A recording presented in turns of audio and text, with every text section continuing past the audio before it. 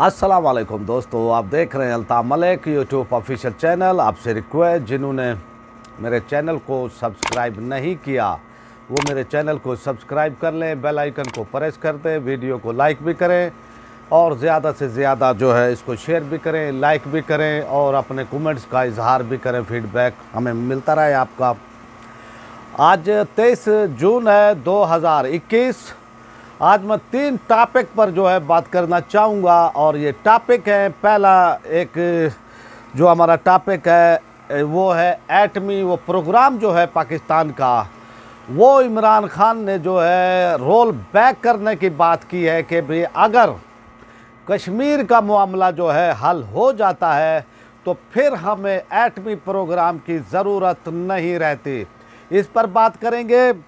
और फिर दूसरी बात जो है, किंग्स पार्टी बनाने का काम पाकिस्तान के अंदर जो है शुरू हो चुका है और इसकी मुलाकातें भी होनी यानी वो शुरू हो चुकी हैं।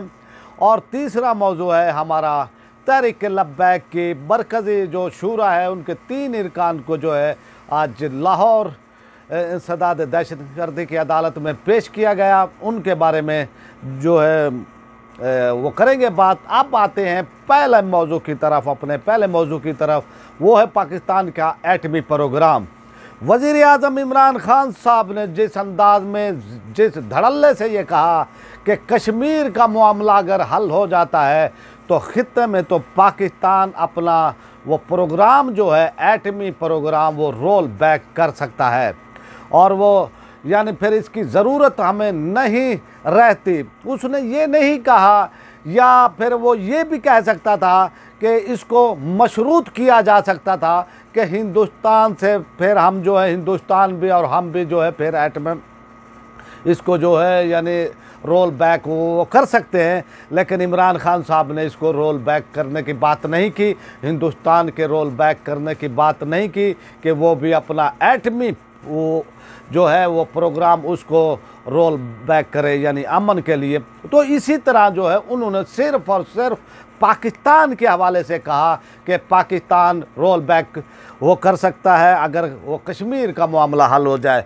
भाई रोल बैक क्यों कर सकता है पाकिस्तान? हमने क्या हिंदुस्तान के लिए वो बनाया था स्पेशली तौर पर एटम बम? हमने ठीक है, हमने वो बनाया भी है, तो ये तो नहीं है कि अब हम उसको जो है ख़त्म कर दें। एक हमने कामयाबी हासिल की है उस एटमी वो प्रोग्राम को, उसको रोल बैक वो करे, या तो फिर पूरी दुनिया के जितने भी जो 7 ममालिक हैं वो सारे इत्तफाक करें, सारे यानी वो चाहें कि ये जो एटमी हथियार हैं दुनिया के अंदर जो है यानी किसी भी मुल्क के पास नहीं होने चाहिए। एक पाकिस्तान एक वैध इस्लामी मुल्क है जिसके पास जो है ये एटम बम है, और वज़ीर आज़म की कुर्सी पर बैठा हुआ एक ऐसा शख्स जो पहले ना कोई बात को तोलता है कि भाई मैं क्या कह रहा हूँ क्या नहीं कह रहा। वो शख्स कहता है कि भाई अगर कश्मीर का मामला हल हो जाए तो हम जो है अपना एटमी वो प्रोग्राम को रोल बैक वो कर सकते हैं। तो इस तरह की वो सूरत हाल, और कौम के अंदर, पूरी कौम के अंदर वो जब से इन्होंने ये बयान दिया है वो तशवीश है, खौफ का वो इजहार कर रहे हैं कि भाई ये क्या बयान वो दिया है। और पहले तो ये कहते थे कि यानी भाई ये जो है एक एजेंडा है कि इनको एजेंडे के तहत जो है पाकिस्तान में लेकर आया गया है, और इसी वो तरह जो है इनको ये टास्क वो दिए गए थे कि भाई आपने ये काम वो करने हैं। लेकिन आप ये देखें कि 295C का मामला है और ख़त्म नबूवत के हवाले से मामला है, तो इसलिए क्योंकि आवाम जाग रही है, पाकिस्तानी कौम वो जाग रही है, तहरीक लब्बैक पाकिस्तान वो जाग रही है, तो इसलिए जो है इस मामले पर अभी इन्होंने कोई छेड़खानी नहीं की है। और अब जो इन्होंने ये एटमी वो रोल बैक के हवाले से बयान दिया है, मैं ये समझता हूँ कि ये पाकिस्तानी कौम के एहसासात की वो तर्जमानी नहीं की गई। पाकिस्तान के यानी जो लोग हैं वो एक ऐसी वो सूरत हाल में अब 2-4 हैं, एक ऐसी टेंशन में है कि ये जो वज़ीर आज़म ने बयान दिया है कि इसको जो है हम रोल बैक वो कर सकते हैं एटमी जो हमारा वो प्रोग्राम है, अगर ये मसला वो कश्मीर जो है हल हो जाए। तो उन्होंने ये भी कह सकते थे कि भाई अगर हिंदुस्तान और पाकिस्तान अगर ये हल हो जाता है, कश्मीर का मामला हल हो जाता है, तो फिर ये है कि भाई हिंदुस्तान भी और पाकिस्तान भी अपना अगर वो चाहें तो रोल बैक वो कर सकते हैं ये एटमी वो प्रोग्राम। लेकिन उन्होंने ये नहीं कहा, सिर्फ और सिर्फ पाकिस्तान का कहा, जिससे पाकिस्तानी कौम के अंदर जो है इस वक्त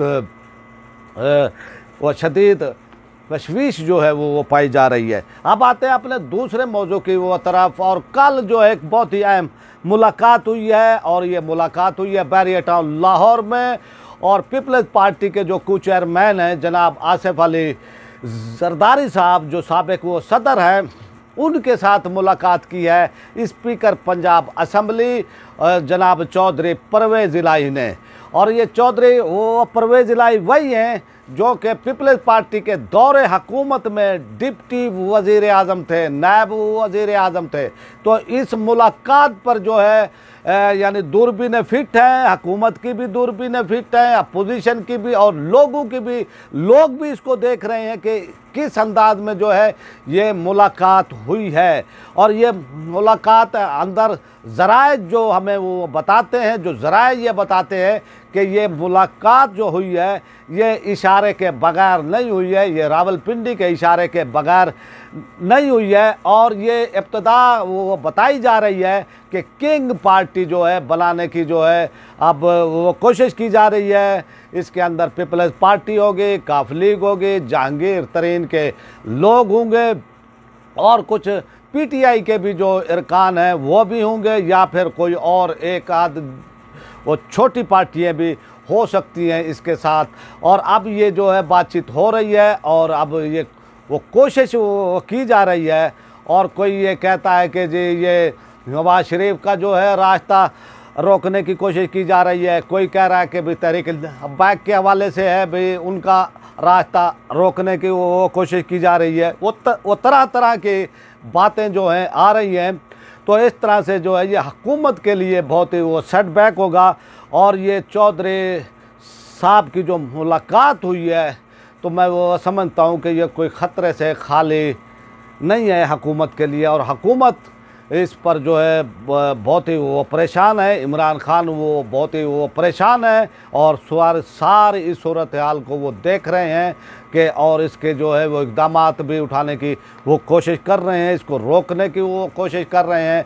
लेकिन जहाँ से इशारा हुआ है उस इशारे के बगैर आप ये समझ सकते हैं कि पाकिस्तान में कुछ नहीं होता है। वो छोटी सी पार्टी को जब चाहें उनको अक्सरियत हिलवा दें, जब चाहें वो जो है मीडिया पर और इधर उधर उनको जो है इधर उधर के लोग देकर एक पार्टी को जो है हुकूमत में भी लेकर आ सकते हैं। तो सब लोग जानते हैं कि उनके इशारे के बगैर जो है ये मामलात नहीं होने थे, और आज तक ये मुलाकात भी नहीं हुई। और ये इस लम्हे और ये जो वक्त है, इस वक्त बहुत अहम है, टाइमिंग बहुत अहम है, ये जो मुलाकात हुई है।